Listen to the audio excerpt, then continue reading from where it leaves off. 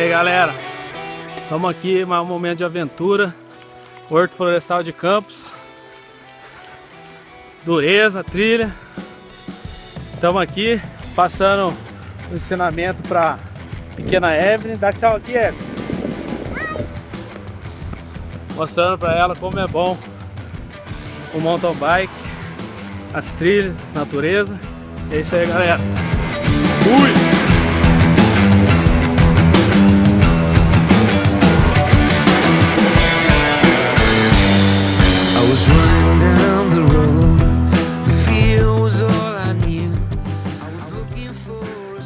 E aí galera, trilha intensa aqui, Horto Florestal, Campos Jordão.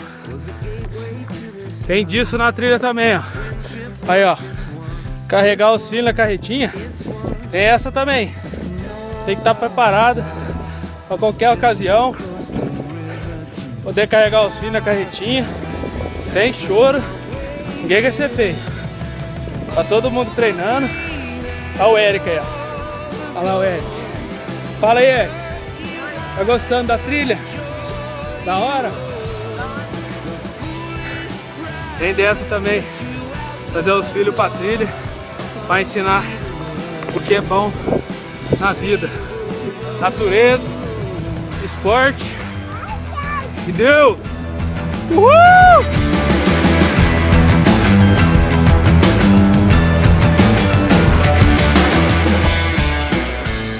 E aí galera, vocês já acham que a trilha é só pedalar, suar e sofrer e não tem recompensa? Olha aí, só a cachoeira. Tá achando que é só isso que tem na trilha? Aí a molecada fazendo arte. Tá achando que a molecada não vai fazer arte? Lorena! Olha lá, o moleque tá lá pulando a lagoa. Vendo? Então tem essa também na trilha, viu? Ficar atento nos filhos. Senão, já era. Olha a cachoeira aí. Show de bola. Valeu, galera. Olha lá o Eric aí, ó. Nosso parceiro. E aí, Eric? Tá gostando da pedalada? Muito legal? Dá um joinha pra câmera aí. Falou!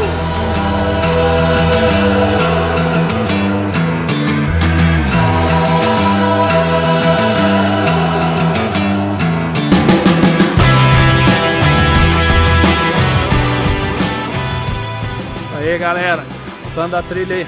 Dá um tchauzinho aí, ó. Dá um tchauzinho, Lourenço, pra câmera.